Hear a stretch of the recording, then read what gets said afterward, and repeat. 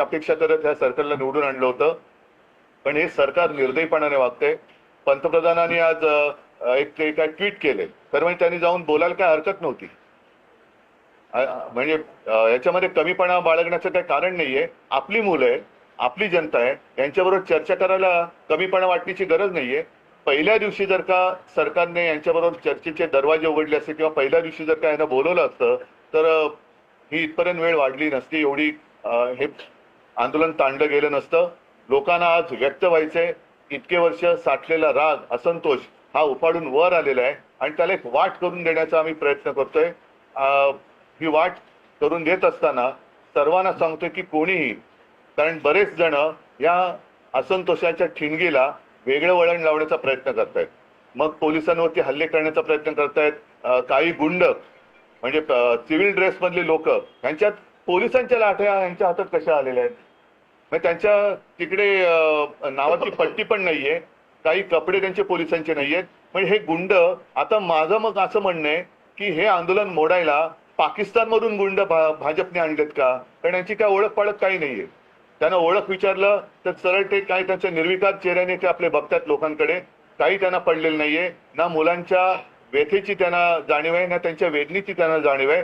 बेसुमार लाठीमार करतायत आणि अशी ही सगळी गुंडागर्दी ही सरकार चालवत असताना कोणी गप्प बसू नये। आपण व्यक्त व्हायला पाहिजे आणि त्या व्यक्त होण्यासाठी, ती वाट करून देण्यासाठी येत्या रविवारी आम्ही मी मोर्चा म्हणण्यापेक्षा एक देशाची ताकद काय असते ही ताकद दाखवून देण्यासाठी ह्या मोर्चाचं आयोजन केलेलं आहे। जसं राजने सांगितलं की शिवाजी पार्क ते सिद्धिविनायक, सिद्धिविनायकला राज आपण जाऊन दोन गोष्टी करू, एक तर या सरकारला सुबूत देणे, नाहीतर सिद्धिविनायकाला साकडवलं की या देशावरती आलेलं हे अरिष्ट सरकारच्या रूपाने हे लवकरात लवकर दूर कर।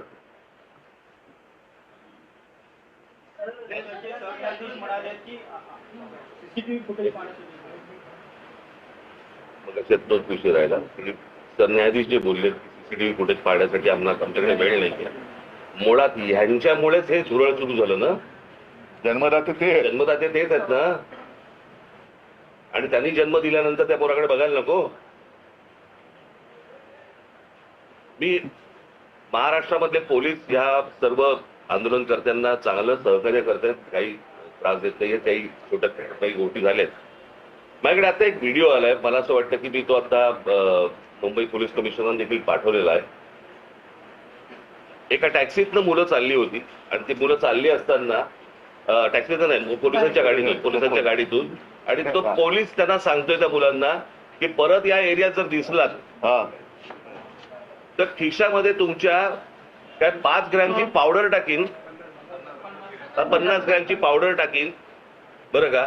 म्हणजे पोलिसांकडे आता पावडर पण मिळायला लागली। पोलीस एजंट आहेत का पावडरवाले?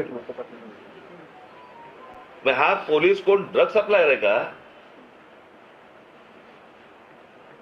हे कुठचे काय चाललंय मला कळतच नाही मला।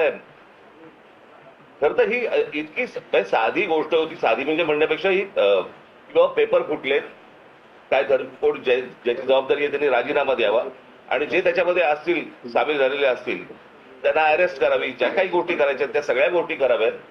परत हे होणार नाही याची शाश्वती द्यावी आणि त्याच्याशी चर्चा करावी। हे सगळं प्रकरण इथपर्यंत आलंच नसतं।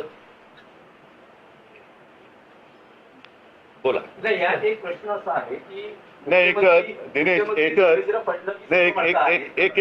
मिनिट, आज जे मोदीने ट्विट केले का काय केले मला कल्पना नाही, की दोषींना सोडणार नाही, तर ज्यांनी या मुला मुलींवरती निर्दयीपणाने लाठीमार केलेला आहे, ज्यांनी मुलींचे कपडे फाडलेत, जे पोलिसांच्या वेशात न येता जे गुंड तिकडे घुसलेत, या गुंडांना पकडून त्यांना सुद्धा कठोर शिक्षा करण्याची जबाबदारी मोदी घेत आहेत का? हे गुंड कोणी घुसवले होते? हे गुंड कोणी आणले होते?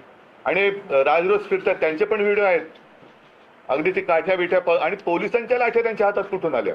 पण उद्धवजी, मुख्यमंत्री देवेंद्र फडणवीस आणि जे पी नड्डा जे भाजपचे केंद्रातले नेते आहेत ते असं म्हणतात की विरोधी पक्ष हा विद्यार्थ्यांच्या खांद्यावर बंदूक ठेवून या विषयाचं राजकारण करतो। भारतीय जनता पक्ष आजपर्यंत काय करतात? त्यांचा असाही दावा आहे की काँग्रेसच्या राजवटीतही अनेकदा पेपर फुटलेले आहेत। तेव्हाही आंदोलन झाली की, म्हणून तर बदललं ना सरकार, त्यावेळेलाही आंदोलन झाली, त्याच्यानंतर सरकार बदललं, ह्यांचं आलं, ते तसे आहेत म्हणून त्यांना आणलं, हेही तसेच। म्हणजे ते सांगतात की सरकार बदला आणि विद्यार्थ्यांच्या खांद्यावरती बंदुका विरोधी पक्ष ठेवत असतील तर विद्यार्थ्यांच्या छातीवरती बंदुका तुम्ही का रोखतात? नाही आणि दुसरी गोष्ट त्या अण्णाच्या टोप्या घालून कोण फिरवते? त्यांचीच माणसं होती ना, अण्णांकडे एवढी माणसं नव्हती.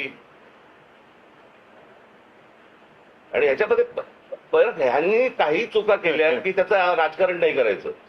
आणि हे ज्यावेळेला विरोधी पक्षात जातात त्यावेळेला सगळ्या